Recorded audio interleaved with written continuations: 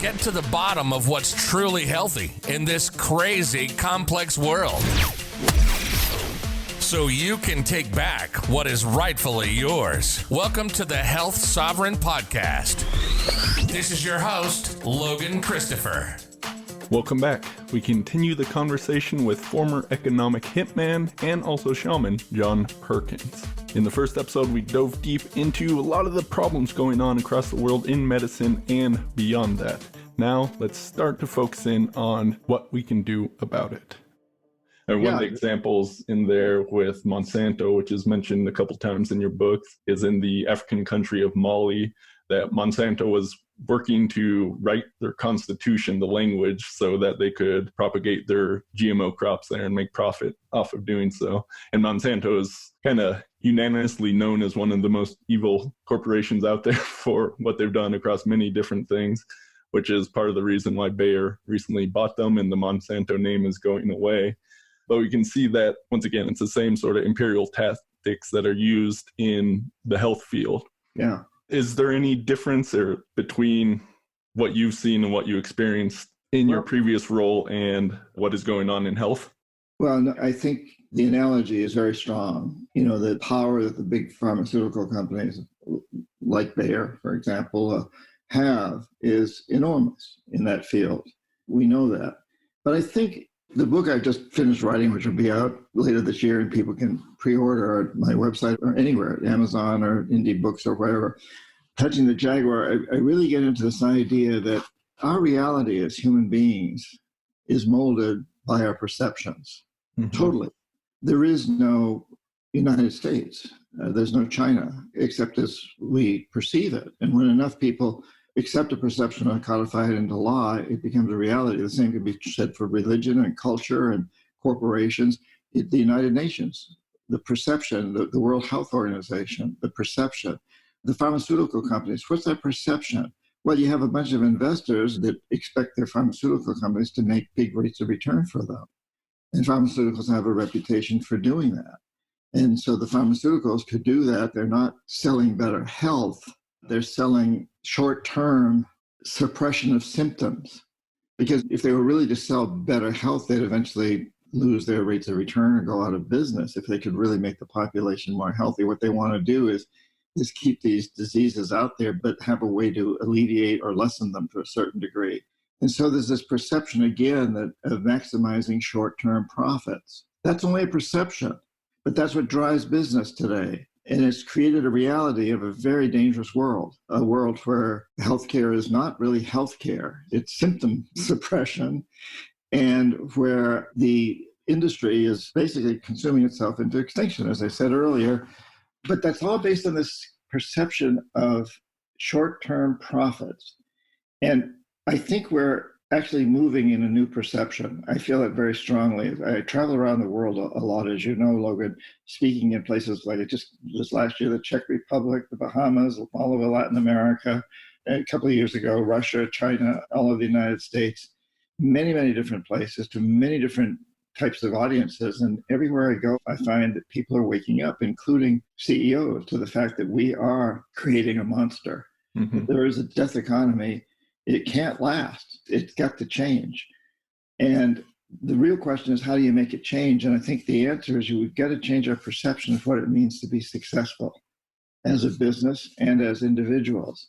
So it's all about perception, and it is changing. You know, we've got the whole conscious capital movement, the B Corporation, Benefit Corporation movement, the Green New Deal.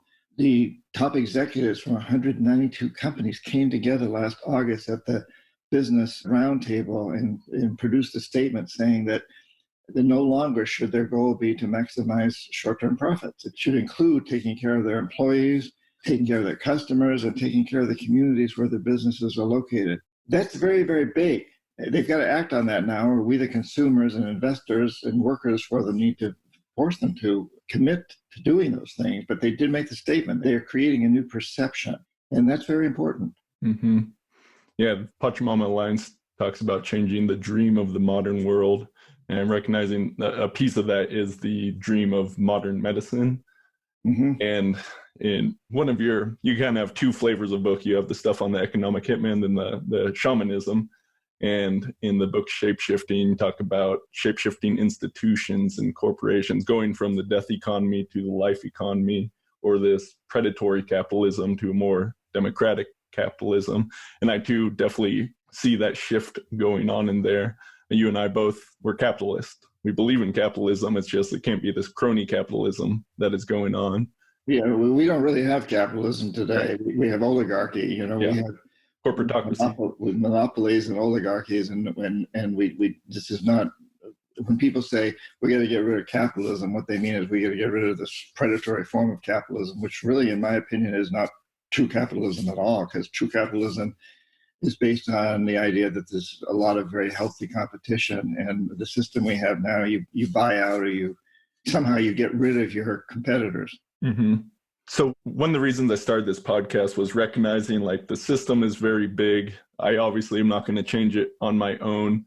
There's just so much power there, but I can help people, that any individual can become sovereign in their own health by making the decision to do that. And it's a similar sort of thing. A business can choose to, maximize long-term profits, which will actually end up helping people and their customers and all that, rather than short-term profits. What are some other steps that people can make that will help this shift happen, not just individually, but on a larger scale?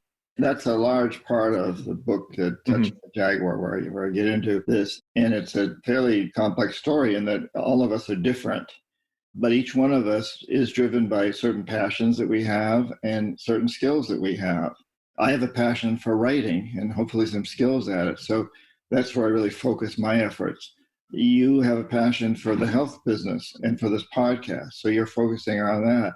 Let's say I have a good friend who's a carpenter, and he has a passion for building things with his hands, carpentry. And the way he can move forward with this is to make sure that he uses as sustainable materials as possible and lets his customers know that he's doing that. And if the price is a little bit more, he can let them know that that's not a cost, it's an investment. They're investing in the future. Each one of us needs to really look at what it is we want to do with the rest of our lives, beginning this afternoon, beginning tomorrow. What do we want to do? What will make us happiest? Because if we're not doing what makes us happy, which brings us satisfaction, then we're never going to be prosperous no matter how much money we have. And we can all contribute in our own way. And I think one of the questions to ask is, okay, I want to do what makes me happiest, but how do I also contribute to this idea of a long-term life economy? So yes, I love to write, but now I devote all my writing to writing about things that will lead us toward life economy, a long-term life economy. The carpenter I mentioned can do his carpentry with that in mind. How does he make things more and more sustainable in using local materials? Teachers, parents, whatever you are, it's really important to ask yourself, what is it that I most want to do that will bring me the greatest satisfaction? And then you ask, what's stopping me? And that's where the idea of touching the jaguar, which comes out of the Amazon, comes in. We say there's a jaguar that stands on our path that stops us. So let's just use my example as a writer. That I might have a jaguar that stands there and says, I just don't have time to write, or I don't have anything to write about. And if I let that jaguar stop me, then I'm going to be unhappy. But if I go out and touch that jaguar, so the indigenous people say, when you have something that stops you, don't run from it, don't deny it, don't turn your back on it, because it'll follow you. Go to it, touch it, and take its energy. So if I go and touch that and say, well, actually, yeah, I do have something to write about. I have a really interesting story in my background. Everybody has an interesting story in their background if they think about it in the right way. And I'll make time. I'll get up half an hour earlier every morning and write for half an hour. If I write for half an hour every day, and by the end of a year, I've got a lot of pages written. And a carpenter could say, well, my clients just aren't interested in being sustainable. And you could say, well, carpentry is all about building for the future. So I'm going to convince them that building for the future means building for the future, not just their house for, next month and next year, but for the future of their children who are going to inherit that house or whatever. So we touch that jaguar. We look at what's stopping us from doing what we most want to do, and then we go to it and we touch it and we accept its energy, and we mold our actions in such a way that we create a new reality for ourselves. Again, our perceptions mold our realities. And so we move from a reality that I can't do this, there's something holding me back, to a reality that, well, yeah, I can do this. I just got to change my perceptions about how to go about doing it. And then we take the actions necessary to make that happen. So I get up earlier every morning and write, for example. Mm-hmm. Yep, definitely done my fair share of that as well. Yeah, or the carpenter, just starts by saying, hey, I'm building this house for you guys. And look at all I'm using these great woods that come from, we're not using any old growth trees. I'm using woods that are very, very sustainably produced. And I just want you to know that the prices might be a little bit higher, but think of what you're investing in for your kids in the future. And just to start talking about that in a very sweet way, not being dogmatic, and maybe even telling a story behind the trees and how that all happened. Mm-hmm. I've been reflecting on the word materialism, because that word speaks to this idea of, especially in the West here, we're just trying to gobble up goods and have 5 different cars and all that sort of thing. That's like one type of materialism, but it's also the philosophy that we're just our physical bodies, and even consciousness is only an epiphenomenon of the brain. That's like a philosophy, and how these, in a way, seem to go hand in hand, and that this is part of that perception, that dream that is beginning to break or beginning to fall apart. But I think it's interesting as we really need to look at kind of like deep paradigms of how we think about the world, that if there's no shift there, then overall any small changes we make isn't going to be enough. Yeah, small changes help, but ultimately what's really going to matter is that we convince the businesses that we work for or buy from or invest in or even run or own, there has to be a new way of looking at what success means. And it means long-term benefits, not necessarily long-term profits, because it depends on how we define profits, but long-term benefits. And so we define people who are successful, the people who appear on the cover of Forbes, let's say, or the Wall Street Journal even, are not the people who are making the most profits. They're the people who are making a better world. And that better world includes a lot of non-material things, like how do we encourage more music and poetry and spirituality, and people getting together and enjoying each other and enjoying life and enjoying nature and making nature more available to inner city children. And so there's so many different things: regenerating destroyed environments, cleaning up pollution, paying people to actually clean up pollution, even paying a company like General Dynamics to, instead of making missiles, make equipment that'll mine all the plastic in the oceans and recycle it. So recycling, regenerating destroyed environments, coming up with whole new technologies that don't use up resources. Solar and wind are a current example of that, but they're very primitive stages right now. I think, what we would like to see is 10 years from now that the technologies we have today, we'll look back at it and say, how could we have been so stupid? Those are such analog type of technologies. Let's come up with, hopefully we'll come up with much more and better ways to turn air into energy. And there's no reason why we can't do that, and so on. Logan, I'm tongue-tied that I get so excited that the future here is phenomenal. The life economy offers us opportunities to do amazing things. And we're not talking about going back and living in caves. That could happen if we don't move in this direction. But if we do move in this direction, it means that we can enhance our lifestyles tremendously and become much more oriented toward the arts, spirituality, as you put it, and that sometimes is a word that turns certain people off. And by it, I don't mean necessarily being more religious. It could be religious for some people, but it could just be a deeper feeling of connection with our families and with the places where we live. That's a deep type of spirituality also. So just feeling more connected, that connection that we've been losing, and particularly losing through a lot of modern technology, to get it back, to use that technology to bring us into this life economy. Mm-hmm.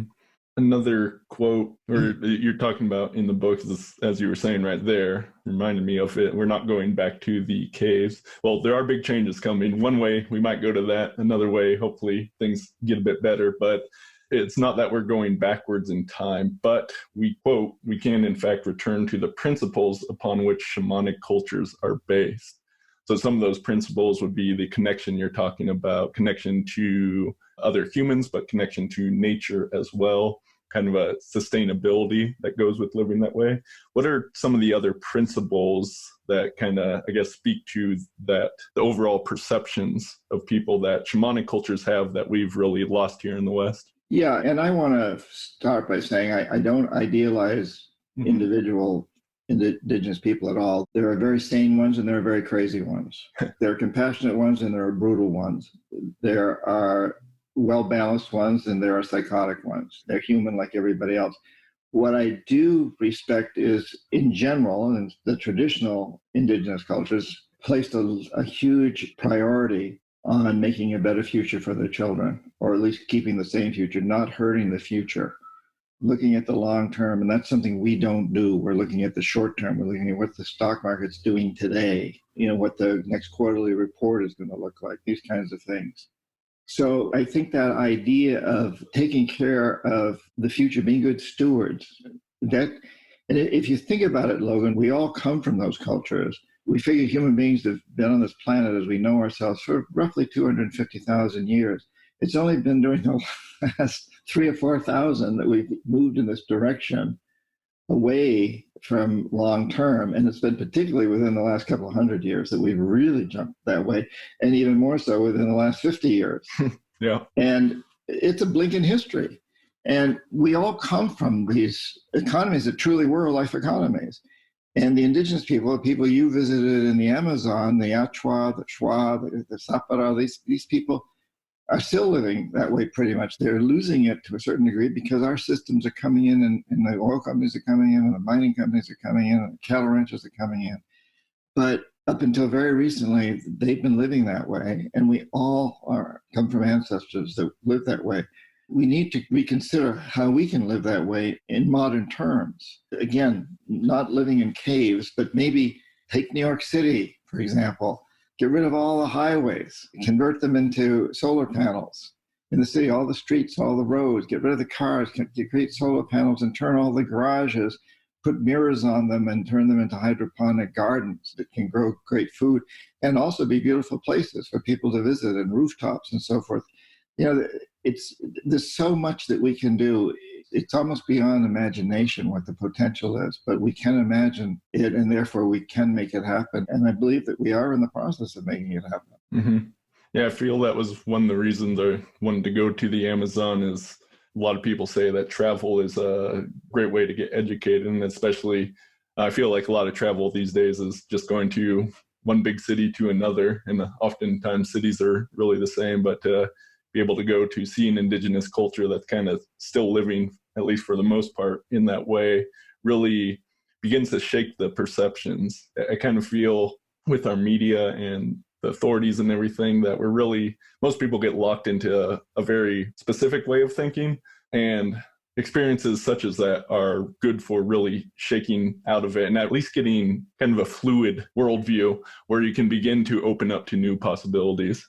Yes, and particularly travel where you're going with an intent and a commitment to come back and change the world. And I think that the trips that you've taken with me make that very clear. And people can go to my website, johnperkins.org, and see how on the trips that we do there, the intent always is to learn. For example, the Mayan people in Guatemala, they went through this. Their culture, these huge cities, these huge pyramids, these cities were destroyed our calendar year around 900. They just abandoned them, went away because they destroyed their environment. They cut the trees, they drained the swamps. They did exactly what we're doing on a global level. They did it on a microcosm level.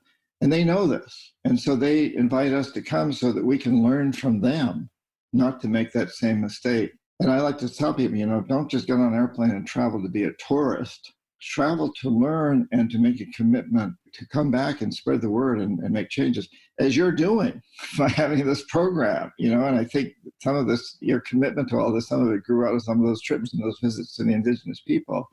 And that's a great way to do it. When we travel, we leave a fairly big carbon footprint. But I always suggest to people, do a benefit cost analysis. The cost of you going into the Amazon or going into the Mayan sites is high, carbon footprint, trample a few plants and so on.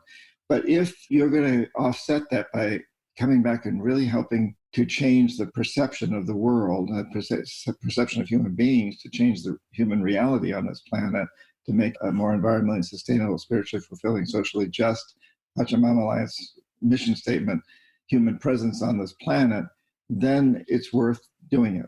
Mm-hmm. Absolutely. They definitely were life-changing for me, and I recommend people look into that if it calls to you at all.